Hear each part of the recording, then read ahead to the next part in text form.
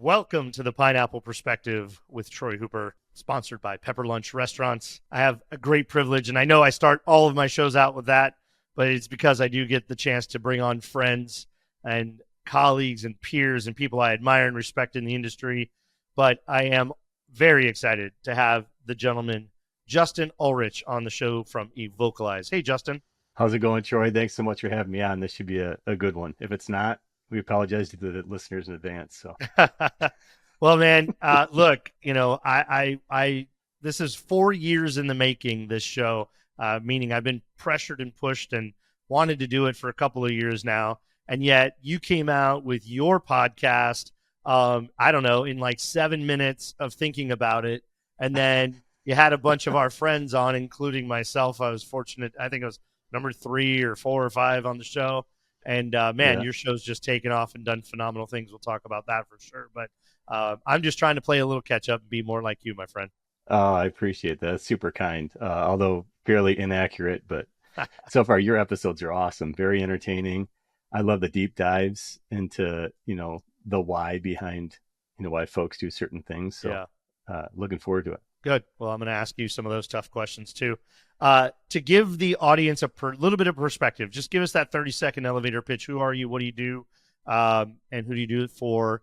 Because I've got a couple of questions. I want to make sure the audience has a little bit of background on you before you start answering questions and they don't know where that's coming from. Yeah, sure thing. So, Justin Ulrich, I lead the marketing team here at Evocalize. We automate local digital marketing based on local data, and that's full automation of the creation and modification of ads across different platforms like Google, Facebook, TikTok, Instagram. My background, I've done all sorts of focuses within marketing in different industries, many different industries, but primarily have focused on channel marketing and demand gen as well as brand marketing. So it's kind of taken all that expertise and rolling it up into a leadership role where now I have everything under the marketing purview.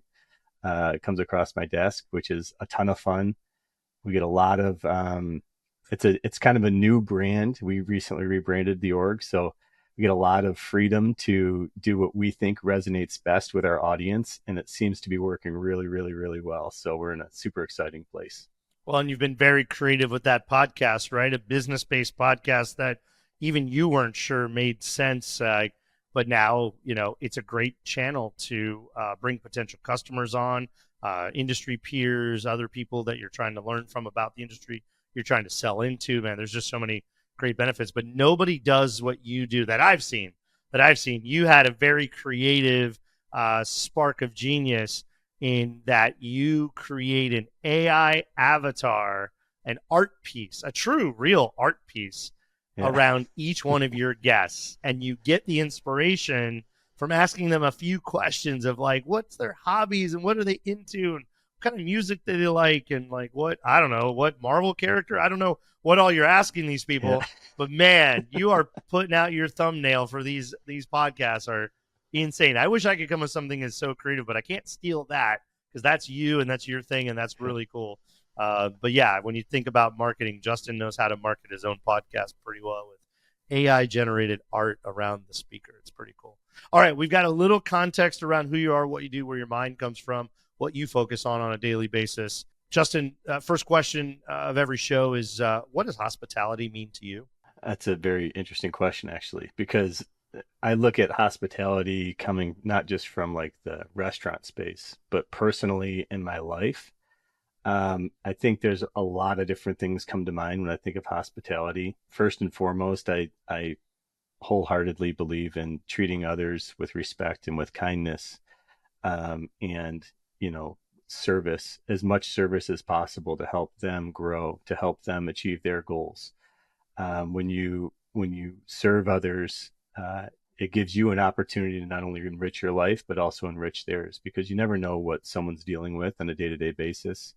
You never know who needs a kind word or a pat on the back, or maybe just needs a little bit of help, trying to achieve the goals that they're trying to achieve.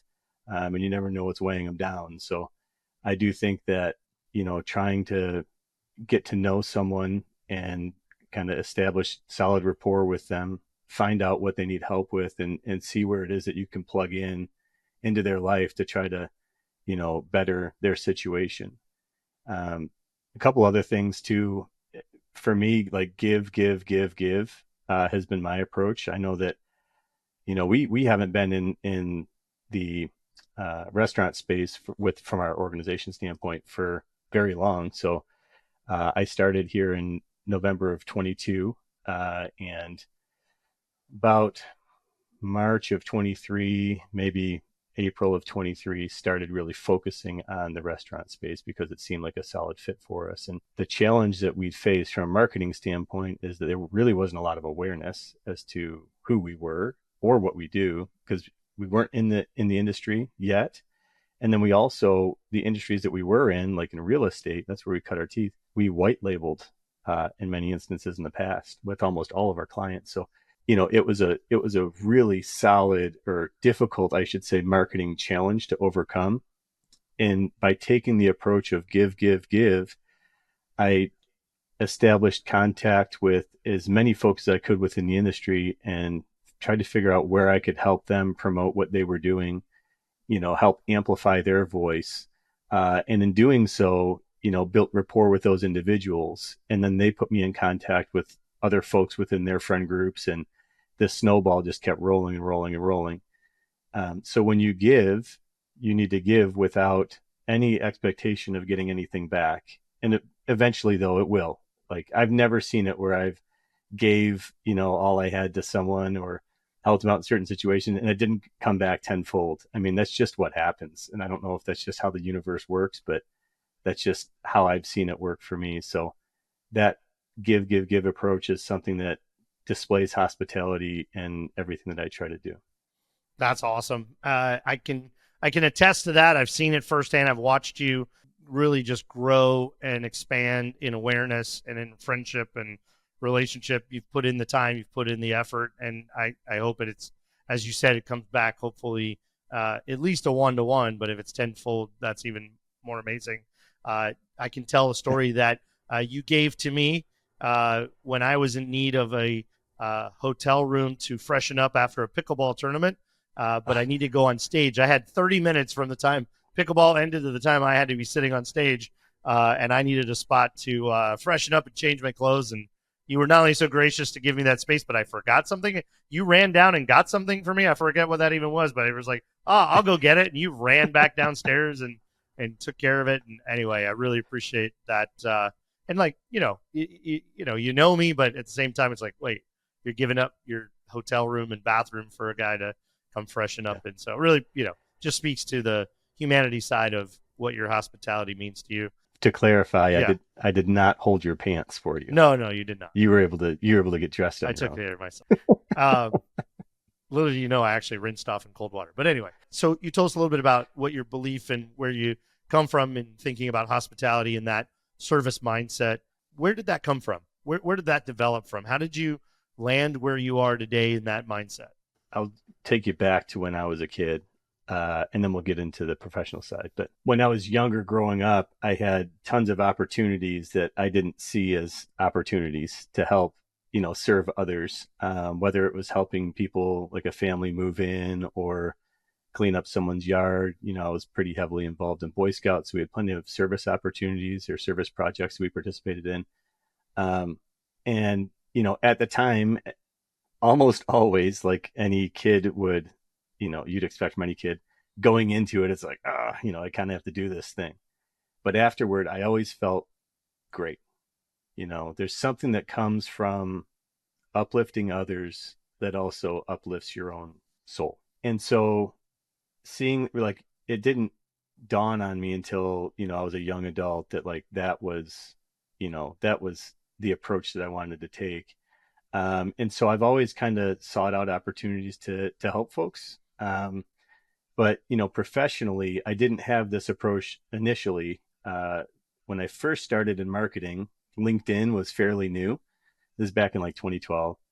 And I was thinking to myself, I'm going to build in my network and, I'm going to connect with as many folks as possible. And then eventually, recruiters will find me and I'll get opportunities. Right. And that's probably, I would say it's an approach that probably many people take. But it wasn't until, recently when I realized that LinkedIn it's a very, very, very powerful platform, which I always knew, but how you wield it is going to it's going to exponentially bring benefits your way, depending on where you focus. So I just started focusing just a ton on helping other people amplify their story. And because I know how the algorithms work. It's like you've got a golden hour. Whenever you post something within that first hour, you try to get as many comments and likes as possible. Comments are most valuable. And if you can get comments, then the algorithms serve you up to more folks and drive more impressions and get more awareness, et cetera, et cetera. So I tried to make an effort to subscribe to as many folks that I wanted to help out, and just, whenever I saw those things come live, I try to comment on it and try to repost their stuff, try to just amplify whatever it was that they were doing. And like I said, it's paid itself off in spades. So kind of started at a young age and then evolved as to how I approach service, as an adult and professionally. But I always try to find ways also to plug in and help if someone needs a graphic created of Jeff Alexander sweating on a bike looking like Rambo. Like, I'll do it for him. Or if someone needs help brushing up PowerPoints, like, I realize that I've got a skill set that most folks don't have, and it's it's on me to help others with that skill as much as I possibly can. All right, I think I'm gonna have to send you a PowerPoint. See what your critique and opportunities are if you're offering. It'll look dope. I absolutely resonate with that. I grew up. My father was a military man and then owned his own businesses, and his greatest pride was that he never advertised a day in his life, and he never asked or needed to look for business. The phone always rang because he did a great job. He took care of people, and he made sure that everything was on the up and up. So, and in construction, that's a big deal. So, I grew up and watching him do that, watching him put in the hours to make something right or to fix something or change something. If there was a misunderstanding about how it was supposed to be done, whether he was right or wrong, he was going to fix it and not charge him and that kind of thing. And I definitely grew up in that give mindset. We always did charitable work and grab, stop and help people on the side of the road, and certainly help feed homeless folks and do all kinds of stuff like that. I grew up in that world. And so it's funny because when you talk about personal and growing up to then how it translates to business, I get asked a lot, and especially during the heavy conference season, right? When we're all out there a lot, I get asked a lot, hey, what are you trying to get out of this? Why are you at so many of these things? What is in it for you? They don't, from the distance, people understand what my job is and what we're trying to do, and understand there's a lot of work and complexity goes into that. And they just wonder what's with the investment of that time. It's a lot of time, and it's time away that you have to make up for when you're not getting the other things done during the day. And so, I get asked that all the time, and I kind of just smirk, and in my head, I'm like, wow, you really don't know, do you? You kind of don't get it, right? And then I do try to share and educate. Like, it is about giving back. It is about sharing. It is about camaraderie and network, and building relationships that today, I'll say this, just happened today. I spent a lot of time on Clubhouse in the pandemic, which is translated to some of these mastermind and roundtable groups that you're a part of and I'm a part of, with Sean Walchef and others. And there was one group that was focused on women in franchising, and they appreciated a few men being in there, sort of give a perspective from time to time. But one of the ladies in that group, I maybe have seen her once in the last year, interacted 2 or 3 times on LinkedIn. I think maybe shared a text message. If we've touched base 4 or 5 times in a year or more, I'd be surprised. And she wrote me today and said, hey, Troy, are you trying to get Pepper Lunch into like non-traditional, like airports and universities and things like that? And I said, absolutely. And she says, hey, I've got an introduction for you. If that's something you are trying to do, I have a really good friendship or relationship with somebody in the New York, New Jersey area that runs airports. And kind of was talking, and they were kind of asking if she had come across any brands, because she works adjacent in our industry. And she says, man, I know somebody I want to ask. Let me see if Troy and Pepper Lunch are interested. And so now I have an introduction to the head of airports in like 3 cities, big metro airports, to talk about potentially putting Pepper Lunch in there. So that's the long game, right? That's a relationship that I built over 2 years ago by putting in the time, showing up, giving back, sharing authentically, getting to know her, getting to know the other people in that group, learning about them, trying to be helpful, trying to make referrals if I could. Yeah. I've never sent her a piece of business, but Mm. it comes back, right? And whether it comes back in a Yeah. week or a year or 10 doesn't really matter. It's the mindset, right? That's the key is if I have people say to me all the time, because I'm a vendor, right? We go to the shows and eventually we try to sell our platform to attendees at the shows. But I've had on multiple occasions from every show, I have people come up to me afterward, whether it's text or whatever, or on a phone call, and say, "Hey, I really love your style of selling because folks aren't getting sold to, right?" And I'm like, "That's my job. I'm a marketer. Right. It's not my job to sell. So I do have the No, you do benefit hand of it off. And not having the quota." that guy texts me twice a day, every day, emails me too. You do hand it off, Randy. We see you, Yeah, we Randy. hand it off. But the point is, I when I go to shows, I go to make friends. And it's like eventually conversation will happen, right? Where they say something and it's like, oh, then it can organically kind of lead into potentially doing business together. But by that point, you've already had multiple touch points and built a solid rapport and trust to where people are going to buy from you. At the end of the day, people don't buy from businesses, they buy from people. And they also don't remember, they remember more how you make them feel versus what you say, right? So if you can come away from an event making people feel good, as well as, just establishing that rapport, building that trust, eventually they're going to be open to having a conversation to potentially buy from you. Our events channel is incredible for us from a marketing standpoint because that's the approach that I take. It is a bit of a longer game, but we're enterprise sales or an enterprise product. So we're not trying to sell in 10, 15 days, right? You have to map your approach to the sales cycle. So and to us, it makes total sense. Yeah, I agree 100%. And it's the same look. It's Yeah. the same in the franchise sales, which I'm focused on now. There's some deals that are going to happen in 3 weeks, and there's some that Yeah. the phone's going to ring in 6 or 10 or 12 months later and say, "Okay, I'm Yeah. ready." I wasn't ready. I'm interested. I was Y- always interested. I've been tracking like what you guys are doing, following you, but timing wasn't Yeah. right. And right at the end of the day, the timing's not right. Same with Evocalize. Look, Pepper Yeah. Lunch is going to do business with Evocalize. Randy's trying to get me to sign a document like every 10 minutes, but Go sign it. we will We eventually. can We pause. will. But look, it's about timing, right? It's about when does it fit our budget? When Yeah. does it fit our need? When does is it a tool that Yes. matters and makes a difference? And yeah, absolutely. But like you said, Yeah. you can't control my timing. You can't control my budget Right. cycle or my new store opening cycle or how I need to focus different things at different times. So you got to be in it. Look, I'll tell the audience that if you've never read Jab Jab Jab Right Hook, Jab Jab Jab Right Hook, Gary Mm-hmm. Vaynerchuk, it's a textbook about what we're talking about here.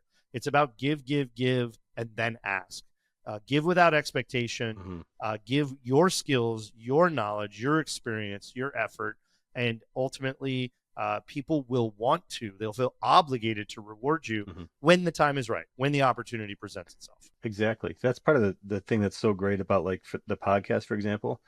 It's a built-in avenue for me to promote others and promote their business. And it's like it's not just the episode; it's after the episode. How many snippets we create, how many posts we push out, like across which platforms we push it. There's just so much that we do because I want to provide as much value as possible as I'm building a relationship with someone. And eventually, it's like, hey, when the timing's right, you can make the ask, and inevitably, I have folks that put me in touch with someone within their team. It's just it seems like it seems like a heavy lift. I think that's why I didn't want to do it initially, candidly.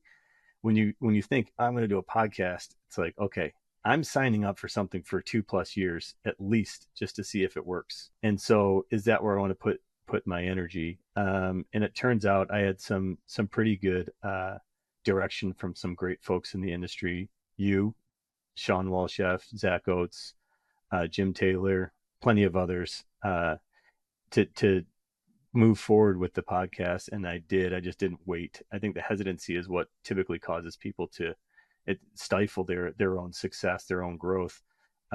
If you have like inspiration, I always say inspiration to do something, do it. Don't have to fully plan it out. Try something, fail fast, fail forward, figure out what Just start. works. Yeah, Just start talking. yeah. just just Yeah. get started. Yeah. Literally lean the phone up on your laptop and hit record. Yeah, And now you're a podcaster. I mean, at the end of the day, some of us like yourself have a team. I'm very fortunate to have a full-time producer yeah, and put all the stuff together and manage all that. But I should not have waited until I yeah, had that. I did. I waited until I had the infrastructure to support it. But I should not yeah. have, right? So I would encourage everybody just point the camera And and go. And look, it can be audio. It doesn't have to be a camera. yeah, Just hit record on your memo and exactly. start talking. Have a conversation with somebody in a hallway and record it with their permission, please. I did the first 20 episodes, 15 to 20, on my own without any help from anybody in the Yeah. team. And it's like, if you once you get a couple reps, it makes it a lot easier to do the subsequent episodes. And then you figure out, okay, what works, what doesn't. And then the challenge is, okay, how do I scale? Because this is taking up a lot of time. But once you figure out that it works, then you move forward from there, crawl, walk, run, instead of just, Yeah. if you take too much time to plan it all out, set up a team, get everyone set up, and just like you're prolonging your start time, which start time's important because they say the best time to plant a It's tree is learning like time, 40 years ago. right? It's classroom. Yeah. You gotta go to 101 before you can go to 102, Yeah, right? exactly. So Justin, let's pivot into a little bit about let's use your brain. You have access to watching and participating and strategizing with mid and larger enterprise brands in the hospitality restaurant space, some significant brands for sure. And they're using your platform to deploy messaging, right? Digital advertising of some kind, digital marketing, brand building across for whatever their purpose is. Give us, what are you seeing in trends? What are you seeing that brands are focusing on? What are they thinking about or concerned about? Just give us some top level insight as to what contemporarily is going on among brand marketing and advertising in general. If you think about digital marketing, the platforms or each platform has their own algorithms, and the algorithms are designed to spend in areas that they can most effectively spend the dollars, right? They want to spend as much as possible because that's how they make money. The best way, most efficient way for them to do that is going to be in markets that are like big metro areas. Think like New York, Chicago, LA, where there's high population and they can target a certain demographic and just spend quickly, right? And efficiently to them. That doesn't necessarily benefit the end user. So if you're a multi-location business and you have locations all over the US and you're like, oh, my Des Moines location is like struggling, right? I'm going to I'm going to give money to an agency or do it myself, maybe do a national ad campaign. Well, those dollars are going to get spent in areas that are not Des Moines. And so that location will continue to struggle while the other locations are seeing the love from the marketing dollars, and they may not necessarily need it. So one of the big trends that we're seeing is going to local distributed marketing. I know it's been around for a couple of years, but now all across different industries, like everyone's seeing the importance in local marketing. And the challenge tends to be that local digital, pushing unique local digital to each location is difficult the more locations you have, right? It's a scale issue. Where we help solve for that as a technology is we're a full tech company. It's a tech layer that through APIs fully integrates into Google, Facebook, TikTok, Instagram, and pushes ads only in the locations that need it based on location specific data. And we do it automatically. So we don't have anyone pushing buttons and actually creating campaigns. So the trend there is local digital. I think I saw a stat that said like 71 or 77% of ad dollars are spent on mobile. So focusing on mobile, also leveraging data to actually guide your decisions within marketing. So, the days of like throwing stuff at a wall and seeing what sticks are kind of over with. Like everything from a marketing perspective, like most things probably 95% of things that you do that are impactful can be tracked and traced. So you can actually attribute results from certain marketing efforts, whether it's through like ad IDs or if you're using promo codes on certain ads or whatever it might be. But you can actually attribute outcomes to specific outputs. And from a marketer standpoint, that's gold, because now it allows me to understand like where to best spend my dollars and put my energy, as opposed to just trying things and seeing what sticks. Data also helps you to baseline. So if you're not baselining, when I say baseline, it's like taking like kind of snapshot of where you are today without doing anything from a marketing standpoint, or starting something and then getting some results. When you baseline, then you have the ability to optimize and improve. If you're not tracking the data, it's very difficult to baseline. And then without a baseline, it's very difficult to know whether or not you're optimizing or improving. So the really solid marketers out there are leveraging data to inform, majority of their marketing decisions. So you're talking about CMOs and directors of marketing and creative directors. What if I'm a emerging brand? I've got somebody on my team or a couple of somebodies doing social. Maybe somebody's managing digital ad spend, trying to optimize. Maybe we're hiring an agency or two to do some of that technical work.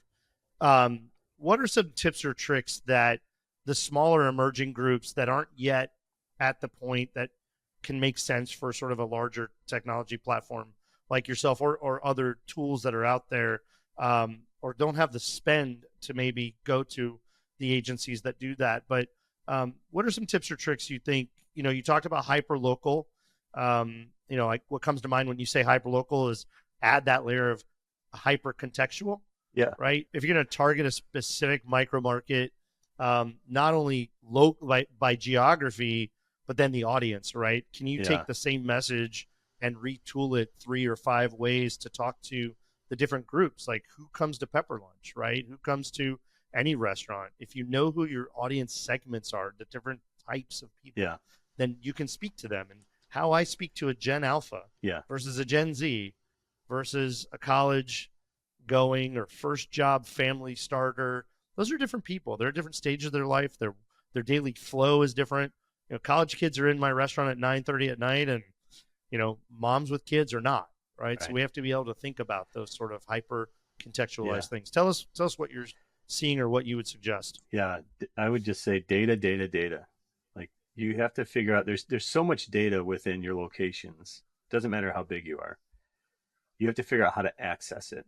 If you can get access to the data and you could start to see who's coming into your locations, right? You could start to segment your audiences or your visitors by certain demographics, right? Like you're saying, Troy, if you want to target, moms of young children, you can do that. If you wanted to target 65 plus, in terms of age, you can do that.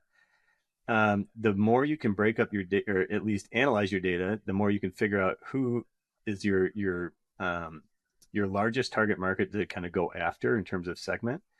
So you may have 70% of people that come into your location. If you're like a smoothie brand, you're likely going to target a much younger audience, right? If you are a health brand and you're near like a fitness gym or something, you can segment your audience, a certain demographic, and right, you're going to be pushing different messaging to those specific segmented audiences. So whether that's paid digital or organic or email list or whatever it might be, you're going to want to target specific segments of visitors or guests with specific messaging that is going to resonate. And you want to do that on the specific channels that are going to resonate with that audience. If you're targeting an older audience, you might want to go on Facebook. If you're targeting a younger demographic, you might want to go on, push your marketing across TikTok, create more video content, right? It all just, if you look at the data at the core of everything that you do, that will help drive who you're talking to, what you're going to say to them, when you're going to say it in their journey, right? Are they searching for you? Are they searching for best burger near me? Then you could serve up an ad, within your specific radius of your location, targeting that audience that you think is going to resonate with the message that you give them for the free promo or whatever it might be with regards to your ad. So data is at the core of everything. And if you can leverage that data to segment folks locally, you'll be in great shape. The other piece to consider is you want to think of your segments, think about their customer journey or what the path from discovery to purchase is going to be to bring them into your location. So some may be that they're going to search, like I said, on Google, they might search best burger near me. Some may search on, like, they may look up, certain things on TikTok or different platforms. You want to make sure that you're inserting yourself into the part of the customer journey that makes the most sense. Other folks, they may be a little bit older, maybe a loyalty program that involves more email outreach might work better for them. It's just a matter of testing new things within each one of these segments, seeing what works and moving forward. But gone are the days of peanut butter spread, one size fits all.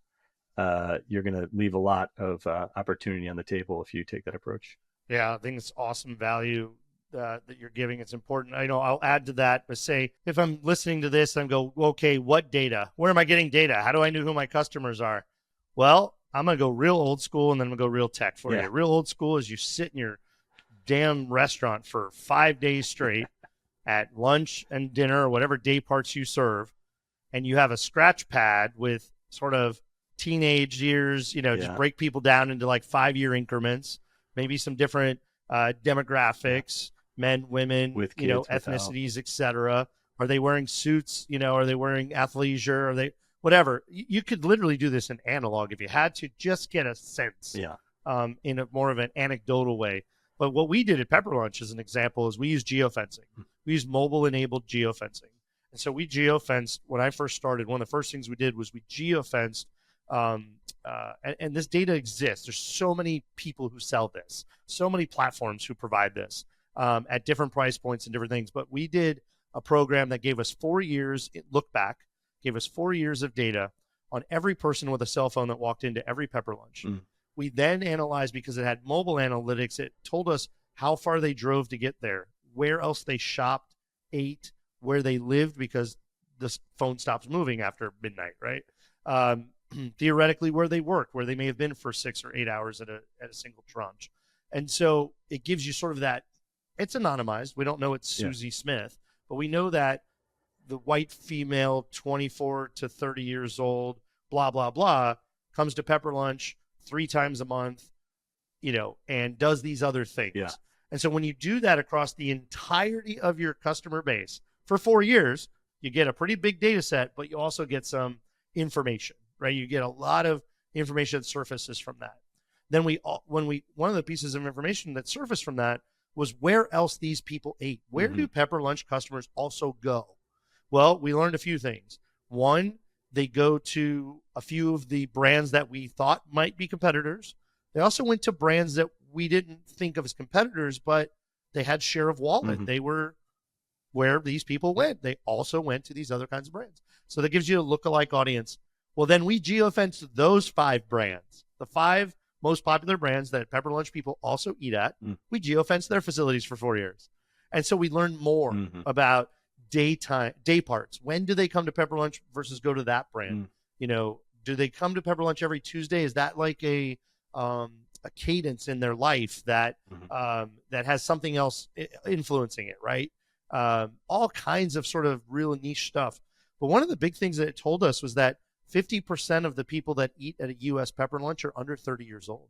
55% are under 35. 50% are under 30. So when you think about marketing, Justin, that tells you a lot, right? It says people under 30 who like movies, love and romance books, and Asian food and culture, no surprise there, who also eat at these 5 other brands, who go to this type of gym, who work in these type of jobs, who drive these type of cars. That gives you a lot of information, doesn't it? Tons of information. And you can leverage it however you want and get as granular as you want. When you say like they go to these other establishments, they may not even be food. We talked a little bit about the gym example. If I'm a smoothie company and I know that folks are going to this gym, that gym around me, right? I can approach those folks and say, hey, let's do some cooperative marketing together. Do you mind if I put some cards, some flyers or something in your locations? Do you want to split some marketing budget and do some co-op ad spend on some promotions? There's so many things that you can do But I love that you track that data with the look back for 4 years. It's incredible. But it all goes to show like the data is important and the data should guide your decisions. Even if you're small, you can, like you mentioned, Troy, you could go at it from an analog approach.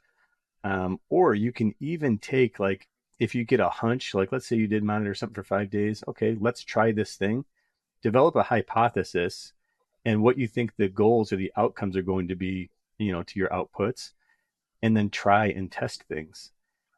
If you're small, that you're nimble, right? So you don't have to worry about big brands and compliance and, like, alignment with the corporate brand and stuff. If you're relatively small, you may already be connected to that team, and you may be able to quickly get assets or quickly get what you need to try and test new things, which is what growth's all about. The faster and the more that you can accelerate your learnings, the more impact you're going to have in terms of growth on the year. You mentioned, Troy, if I have someone that's coming back every 7 days, well, what can I do to try to get that audience to come back in 6 days? Because then if I can Right. do that, I might be able to get one more visit per month out of that audience. And what would that look like from my revenue perspective? You know, if you have the data that you could segment out and make actionable, you're in a much better spot than if you just try throwing stuff at a wall. Yeah, and by the way, it's very easy to spend really bad money on marketing, but I think what you just eliminated there made me think of, I've heard Gary Vee talk about this a lot lately, which is sort of that performance marketing um, informed by social. So we're all doing social, Yeah, right? Every restaurant, every business in America is doing something on social. And if you're really active on social, there's a lot of lessons in there, right? What are people saying in the comments? What questions are they asking? Boy, that tells you what your information's not answering, right? Your website or your social media page or your link tree, whatever, is not answering those questions. yeah, How do we make that information more available? But, to take a really high performing social ad, something that did really well, and then retool it, yeah, maybe repackage it into a spend. Gary's out there screaming $500. yeah, Like, just test yeah, $500. Run a $500 Instagram or Facebook or whatever. LinkedIn's a bit more as an entry level, but run a small paid ad and see how that does. But use the free organic yeah, data, which is, hey, this social media post did 5x what our average social media post does. exactly. What was it? Read the comments. Oh, what resonated with people was the following information Yeah, within that post. They really liked this, that, or the other, right? yeah, So then you can turn that into a small paid ad. If that small paid ad does really well, you could put a promotion behind it, a promotional code, a coupon. yeah, You could do all kinds of things to incentivize and now really drive feet into the door, yeah. right? You don't always have to test big. That's a great point. The other thing is, a perfect example of this is Dave's Hot Chicken. Like, they're growing gangbusters, hand over fist every year. I think they had, I could be wrong on this, but I think they have 144% growth year over year. But one of the things that they do is they take their organic content that converts or engages really, really well, and they promote it as a paid ad, just like you're saying, Troy. So and those types of ads resonate very highly with their target audience, and they're able to basically test what works before they're actually running any tests, because it's all user generated content as well. And that type of content actually resonates typically a lot better than brand generated content, because there's an authenticity to it, and there's social proof that comes with it that you typically don't get from brand created assets. So that's another thing to consider. How can you leverage organic user generated content across your paid channels to drive even more engagement? Justin, I'm not surprised we're running pretty long on this show today. A couple of things I want to get done before we wrap up. Tell everybody what Evocalize is and does and who it does it for, and how, a little bit about how it does what it does. Yeah, we typically work with multi-unit brands that have 100 or more locations, and we take all their data from a local perspective and give them the ability to either centralize their marketing at scale. So if you think of like publishing 5,000 ads instantaneously in the markets that actually need the ad spend, that's what we help you do. We also give those tools to any franchisees or local operators if you choose to do so. So folks can log in, run a campaign in a couple clicks. I've literally had my 11-year-old do it. It's super easy, which is what's so exciting about the product. But So you can manually activate instantaneously across Google, Facebook, TikTok, Instagram. That's Google Search, Google Display, YouTube, with a couple clicks, or instantaneously behind the scenes based on, for example, your sales data. If you're trending low year over year on weekly comps, automatically ads can launch and turn off when you're back within the range of where you want to be. Just if you think we could really do anything based on any local data at all. Yeah, that's phenomenal. It's really cool. I'm looking forward to testing it out here very soon and trying it. Don't worry, Uncle Randy, we're coming. We're going to get this done and start to deploy some Pepper Lunch stuff through you guys as well. Looking forward to it. Justin, two things. One, I'm going to ask you a couple silly questions, and then we'll close out by making sure people know how to find you and find Evocalize. Some fun questions I'd like to wrap up, know a little bit more about you. I'm kind of asking the same questions of the same, a little bit, but I think they're interesting, at least for me anyway. What was the last concert you went to? Ooh, Mumford and Sons. I knew that answer. We asked that in another room. Yeah, we did that at Fiddler's Green in Denver. That was a few years ago, but that's cool. We need to go to concerts more often. Yeah, we got to get you back to your concert. You live in the greater Charlotte area. Yeah. You get a few concerts that come through the arenas and stadiums. Come on, man. For sure.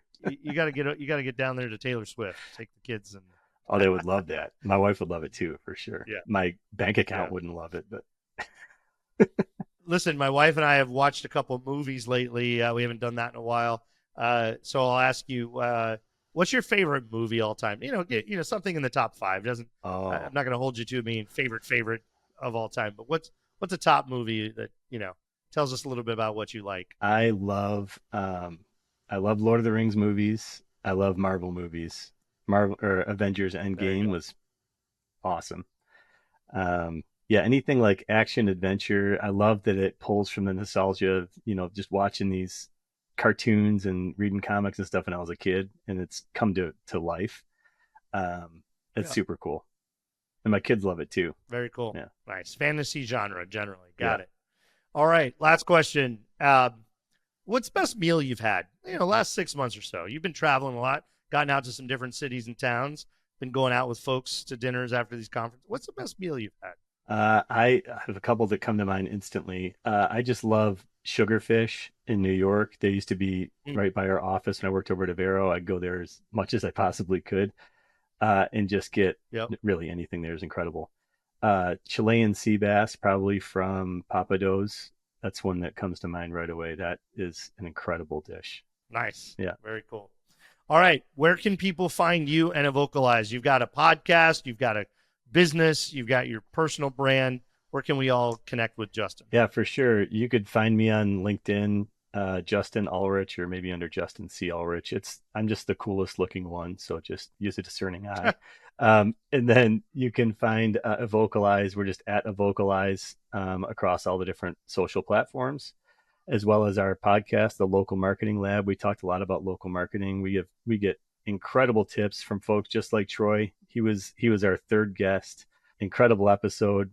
But we've had many C-level execs from multiple organizations across multiple industries. So check that out. That's on LinkedIn as well as on our website, evocalize.com, under resources, and then on any podcast platform that you typically frequent. So awesome. Justin, it's been an awesome pleasure. I knew it would be an easy conversation. I knew it would run longer than expected, and that's okay. Yeah. Glad to have you. Look forward to tracking how your thesis around hospitality and give continues to respond to you in many folds. So we'll be keeping up with you and look forward to working with Evocalize here soon myself. And so glad to have you. Thanks for your time. I appreciate you having me on. Thanks, Troy. Thank you for listening to The Pineapple Perspective. If you loved today's episode, leave a review and a 5-star rating. I look forward to welcoming you back next time.